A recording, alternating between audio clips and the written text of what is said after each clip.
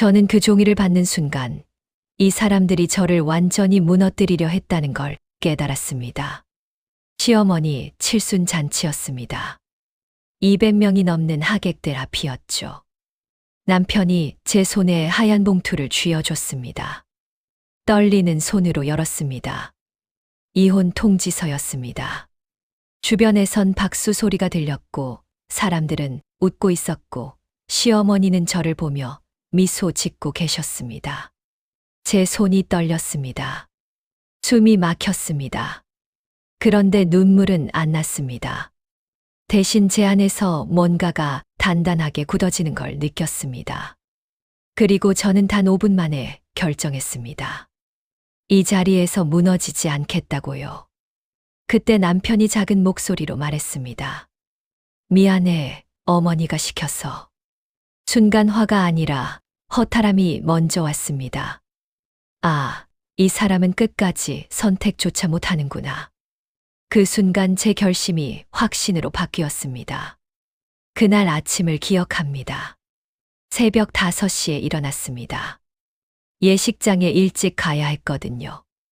꽃장식 확인하고 음식 상태 점검하고 테이블 배치 다시 살펴봐야 했습니다. 한 달 전부터 준비했던 잔치였습니다. 예식장 예약, 하객 명단 정리, 식순 작성, 초대장 발송. 모든 게 제 손을 거쳐 갔습니다. 남편은 바쁘다며 거의 관여하지 않았습니다. 시어머니는 며느리가 알아서 하는 게 당연하다는 표정이셨죠. 시어머니께서 입으실 한복도 제가 골랐습니다. 백화점을 3군데나 돌아다녔습니다. 마음에 드신다는 말씀 한마디 듣기 위해서였습니다. 남편은 그날도 늦게 일어났습니다. 제가 준비해둔 양복을 입고 나와 차에 탔습니다. 차 안에서도 핸드폰만 봤습니다. 예식장에 도착했을 때 이미 친척분들이 몇 분 와 계셨습니다. 저는 입구에서 손님들을 맞이했습니다. 허리 숙여 인사하고 자리 안내하고 불편한 건 없는지 계속 확인했습니다. 시어머니는 화려한 한복을 입고 주인공 자리에 앉으셨습니다. 주변 사람들이 지켜세우는 말들을 들으며 흐뭇해 하셨죠. 저는 계속 움직였습니다. 음식이 제때 나오는지, 하객들이 편안한지, 식순에 문제는 없는지, 한시도 쉬지 못했습니다. 식사 시간이 되었습니다. 모두들 자리에 앉아 음식을 드시기 시작했습니다. 저도 잠시 앉았습니다. 숨을 돌릴 틈도 없었거든요. 그때였습니다. 남편이 제 옆으로 왔습니다. 아무 말 없이 봉투를 건넸습니다. 저는 축의금인 줄 알았습니다. 봉투가 이상했습니다. 너무 얇았습니다. 무게감이 달랐습니다. 열어봤습니다. 법원에서 발송한 이혼 통지서였습니다. 이혼, 조정, 기일, 출석. 그런 글자들이 눈에 들어왔습니다. 저는 남편을 봤습니다. 남편은 고개를 숙이고 있었습니다. 말이 없었습니다. 주변을 둘러봤습니다. 사람들은 여전히 웃고 떠들고 있었습니다. 아무도 몰랐습니다. 저만 이 순간 무너지고 있다는 걸요. 시어머니가 저를 보셨습니다. 미소를 짓고 계셨습니다. 그 미소의 의미를 알 수 있었습니다. 이것이 계획된 일이었다는 것을요. 칠순 잔치 많은 사람들, 제가 아무 말도 할 수 없는 이 순간, 모든 게 의도된 것이었습니다. 손이 떨렸습니다. 가슴이 답답했습니다. 숨이 막혔습니다. 그런데 이상하게 눈물은 나오지 않았습니다. 제 안에서 무언가가 조용히 무너지는 소리만 들렸습니다. 마치 오래된 건물이 천천히 붕괴되듯이 제 마음이 조각조각 부서지고 있었습니다. 그 순간 지난 시간들이 스쳐 지나갔습니다. 결혼한 지 8년이었습니다. 그 8년 동안 저는 무얼 했을까요? 시댁 눈치를 보며 살았습니다. 명절마다 혼자 부엌에서 음식 준비했습니다. 시어머니 불편하시면 밤새 간호했습니다. 남편 회사 일로 힘들다고 하면 조용히 기다렸습니다. 제 꿈은 접었습니다. 결혼 전에는 디자이너로 일했습니다. 작은 회사였지만 좋아하는 일이었습니다. 시어머니가 말씀하셨습니다. 며느리가 밖에서 일하면 집안이 편안하지 않다고요. 저는 회사를 그만뒀습니다. 남편은 아무 말도 안 했습니다. 임신도 못했습니다. 병원에서 스트레스성 난임이라고 했습니다. 시어머니는 제 탓을 했습니다. 며느리가 아이를 못 낳으면 집안이 끊긴다고 하셨습니다. 매달 병원 다녔습니다. 주사 맞고 약 먹고 검사 받았습니다. 남편은 한 번도 같이 안 갔습니다. 친구들도 못 만났습니다. 시어머니가 며느리는 집에 있어야 한다고 하셨으니까요. 친구들 연락이 올 때마다 거절했습니다. 처음엔 친구들이 이해해 줬습니다. 하지만 시간이 지나자 연락이 뜸해졌습니다. 결국 저는 혼자가 됐습니다. 남편과의 대화도 사라졌습니다. 처음엔 사랑한다고 했습니다. 결혼하면 행복하게 살자고 했습니다. 하지만 결혼 후 남편은 변했습니다. 퇴근하면 핸드폰만 봤습니다. 제가 말 걸면 짜증냈습니다. 주말엔 친구들이랑 골프 갔습니다. 저는 혼자 집에 남았습니다. 그렇게 8년이 흘렀습니다. 저는 저를 잃어버렸습니다. 거울 보면 낯선 사람이 보였습니다. 언제부터였을까요? 언제부터 제 의견을 말하지 않게 됐을까요? 언제부터 제 감정을 숨기게 됐을까요? 잔치장에서 그 서류를 받은 순간 모든 시간이 한꺼번에 떠올랐습니다. 제가 참았던 순간들, 삼켰던 말들, 흘렸던 눈물들이 파노라마처럼 지나갔습니다. 그리고 깨달았습니다. 이것이 끝이 아니라 시작이어야 한다는 것을요. 이 서류는 제게 주어진 선택의 기회라는 것을요. 더 이상 이렇게 살지 않겠다는 선택, 저를 지키겠다는 선택, 제 인생을 되찾겠다는 선택. 시간을 봤습니다. 5분이 지나 있었습니다. 서류 받고 고작 5분이었습니다. 하지만 그 5분은 제 인생을 바꾼 5분이었습니다.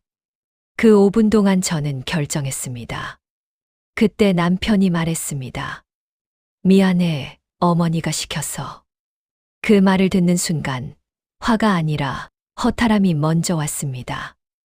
아, 이 사람은 끝까지 선택조차 못하는구나. 책임도 회피하는구나. 제 인생의 8년을 이런 사람과 보냈구나. 그 순간 제 결심이 확신으로 바뀌었습니다. 저는 조용히 일어났습니다. 서류를 가방에 넣었습니다. 화장실로 갔습니다. 거울 앞에 섰습니다. 거울 속 제 얼굴을 봤습니다. 창백했고 지쳐 있었고 슬퍼 보였습니다. 하지만 동시에 뭔가 다른 것도 보였습니다. 결연함이었습니다. 더 이상 물러서지 않겠다는 의지였습니다. 화장을 고쳤습니다. 머리를 정돈했습니다. 그리고 다시 잔치장으로 돌아갔습니다. 사람들은 여전히 즐겁게 이야기하고 있었습니다. 저는 제 자리로 가지 않았습니다. 시어머니께 다가갔습니다. 시어머니께 인사했습니다. 칠순 축하드린다고 말씀드렸습니다. 그리고 말했습니다.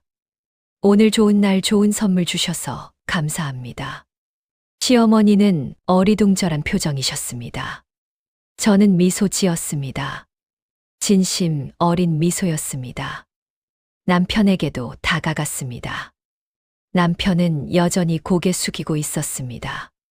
저는 남편 어깨를 가볍게 두드렸습니다. 수고했어요. 이제 각자 길 가면 되겠네요. 남편은 놀란 눈으로 저를 봤습니다. 제가 울거나 화낼 줄 알았던 것 같습니다.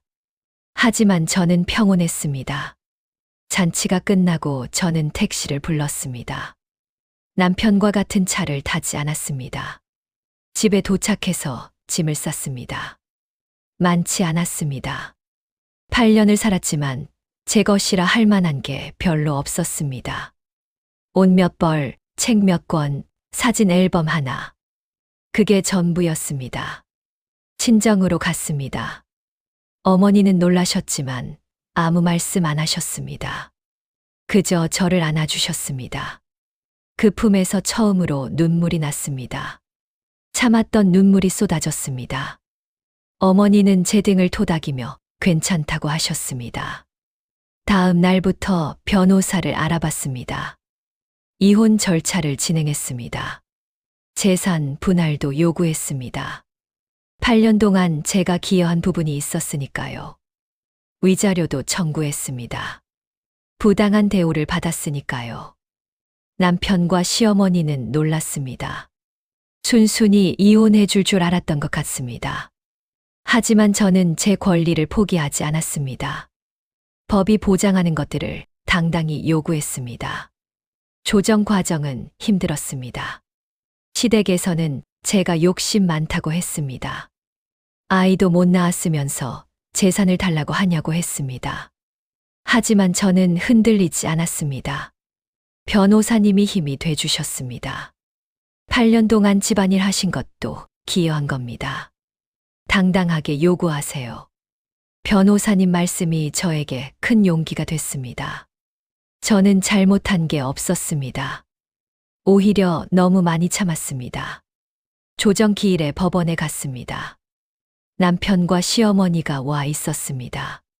시어머니는 저를 보자마자 얼굴을 찌푸렸습니다. 며느리가 이렇게까지 하는 거 처음 봤어요. 저는 침착하게 대답했습니다.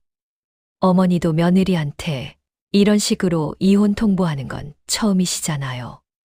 시어머니는 할 말을 잃으셨습니다. 남편은 고개만 숙이고 있었습니다. 조정위원님께서 말씀하셨습니다. 8년 혼인 기간이면 재산 분할 대상이 충분합니다. 합의 보시죠. 몇 시간의 조정 끝에 합의가 이뤄졌습니다. 제가 원하는 만큼은 아니었지만 새 출발을 할 수 있을 만큼은 받았습니다. 이혼이 확정됐습니다. 서류에 도장을 찍는 순간 묘한 기분이 들었습니다. 슬프지 않았습니다. 오히려 후련했습니다. 마치 무거운 짐을 내려놓은 것 같았습니다. 법원을 나오는데 봄바람이 불었습니다. 그날도 벚꽃이 만개해 있었습니다. 칠순잔치 때처럼 화창한 날씨였습니다. 하지만 그때와는 완전히 다른 기분이었습니다. 그때는 숨이 막혔는데 이제는 숨을 쉴 수 있었습니다. 이혼 후 작은 원룸을 얻었습니다. 제 공간이었습니다. 제가 원하는 대로 꾸밀 수 있는 곳이었습니다. 좋아하는 그림을 걸었습니다. 좋아하는 색깔로 꾸몄습니다. 좋아하는 향초를 켰습니다. 매일 아침 일어나면 행복했습니다. 아무도 저를 간섭하지 않았습니다. 제가 원하는 시간에 일어나고 제가 먹고 싶은 걸 먹었습니다. 일도 다시 시작했습니다. 8년이 지났지만 다행히 작은 디자인 스튜디오에서 받아주었습니다. 사장님께서 말씀하셨습니다. 경력 단절이 있어도 괜찮아요. 열정이 있으면 돼요. 처음엔 서툴렀습니다. 프로그램도 많이 바뀌었고 트렌드도 달라졌습니다. 하지만 조금씩 감을 되찾았습니다. 밤늦게까지 공부했습니다. 온라인 강의도 들었습니다. 동료들이 도와줬습니다. 모르는 걸 물어보면 친절하게 알려줬습니다. 실수해도 격려해줬습니다. 일하는 게 즐거웠습니다. 제 능력을 발휘할 수 있어서 좋았습니다. 제가 만든 디자인이 채택되면 뿌듯했습니다. 몇 달 후 첫 월급을 받았습니다. 많지 않았지만 제 손으로 번 돈이었습니다. 그 돈으로 어머니께 선물을 샀습니다. 어머니는 우시면서 받으셨습니다. 우리 딸, 이제 괜찮겠구나. 친구들도 다시 만났습니다. 오랜만에 연락했더니 모두 반가워했습니다. 대학 동기 은정이가 먼저 연락 왔습니다. 야, 너 어디 갔었어? 연락도 안 되고. 저는 솔직하게 말했습니다. 결혼 생활이 힘들었다고, 이혼했다고. 은정이는 한숨을 쉬었습니다. 진작 말하지. 우리가 힘이 됐을 텐데. 친구들을 만났습니다. 같이 밥도 먹고, 영화도 보고, 카페도 갔습니다. 웃음이 많아졌습니다. 제 목소리도 커졌습니다. 제 의견도 자유롭게 말했습니다. 친구들이 말했습니다. 너 표정 많이 밝아졌다. 예전에는 뭔가 억눌린 것 같았는데. 저도 느낄 수 있었습니다. 제가 달라졌다는 걸요. 혼자 사는 게 외롭지 않냐고 묻는 사람들도 있었습니다. 솔직히 외로울 때도 있었습니다. 주말 저녁 혼자 밥 먹을 때, 아플 때 돌봐줄 사람 없을 때, 그럴 땐 외로웠습니다. 하지만 결혼했을 때가 더 외로웠습니다. 사람들에 둘러싸여 있어도 혼자였으니까요. 남편은 곁에 있었지만 마음은 멀었습니다. 시댁 식구들과 함께 있어도 저는 외부인이었습니다. 지금은 진짜 저와 함께 있습니다. 제 감정을 느낍니다. 제 생각을 합니다. 이것이 진짜 삶이구나 깨달았습니다. 취미도 생겼습니다. 요가를 시작했습니다. 처음엔 몸이 뻣뻣했습니다. 하지만 꾸준히 하니까 몸이 부드러워졌습니다. 마음도 편안해졌습니다. 그림도 그립니다. 수채화 클래스를 등록했습니다. 서툴지만 즐겁습니다. 책도 많이 읽습니다. 결혼 후 한 번도 못 읽었던 책들을 읽습니다. 제가 하고 싶은 것들을 합니다. 누구 눈치도 보지 않습니다. 이것이 진짜 자유라는 걸 알게 됐습니다. 가끔 그날이 떠오릅니다. 잔치장에서 서류 받았던 그 순간이요. 그때는 세상이 무너지는 것 같았습니다. 하지만 지금 생각하면 그날이 제 인생의 전환점이었습니다. 그 5분의 선택이 제 인생을 바꿨습니다. 만약 그때 무너졌다면 어땠을까요? 만약 그 자리에서 울고 애원했다면 어땠을까요? 아마 저는 여전히 그 집에서 살고 있었을 겁니다. 여전히 시어머니 눈치 보고 남편 뒷바라지하며 살았을 겁니다. 하지만 저는 선택했습니다. 저를 지키기로요. 이혼은 실패가 아니었습니다. 오히려 성공이었습니다. 제 자신을 지킨 성공이었습니다. 제 인생을 되찾은 성공이었습니다. 더 이상 누군가의 그림자로 살지 않기로 한 성공이었습니다. 지금도 쉽진 않습니다. 경제적으로 여유롭지 않습니다. 작은 원룸에서 알뜰하게 살아갑니다. 외로울 때도 있습니다. 가족이 그리울 때도 있습니다. 불안할 때도 있습니다. 하지만 행복합니다. 진짜 행복합니다. 왜냐하면 이것이 제가 선택한 삶이니까요. 제가 주인공인 삶이니까요. 혹시 지금 힘든 결혼 생활을 하고 계신 분들이 계신다면 말씀드리고 싶습니다. 참는 것만이 미덕은 아닙니다. 때로는 떠나는 것이 더 용기 있는 선택입니다. 자신을 사랑하는 것이 이기적인 게 아닙니다. 자신을 지키는 것이 가장 중요합니다. 인생은 한 번뿐입니다. 누군가를 위해 희생만 하며 살 필요는 없습니다. 물론 배려와 양보는 필요합니다. 관계에서 타협도 필요합니다. 하지만 자신을 완전히 잃어버릴 정도로 희생할 필요는 없습니다. 균형이 필요합니다. 사랑도 중요합니다. 하지만 자기 사랑이 먼저입니다. 자신을 사랑하지 못하면 다른 사람도 제대로 사랑할 수 없습니다. 자신을 존중하지 못하면 다른 사람도 당신을 존중하지 않습니다. 저는 이제 압니다. 제가 얼마나 소중한 사람인지를요. 제가 얼마나 가치 있는 존재인지를요. 제가 얼마나 강한 사람인지를요. 그 깨달음이 저를 여기까지 오게 했습니다. 때로는 끝이 새로운 시작입니다. 무너짐이 다시 일어서는 계기가 됩니다. 그날 잔치장에서 받은 이혼 통지서는 제게 주어진 마지막 선물이었습니다. 저를 깨우는 선물이었습니다. 제 인생을 되찾게 해준 선물이었습니다.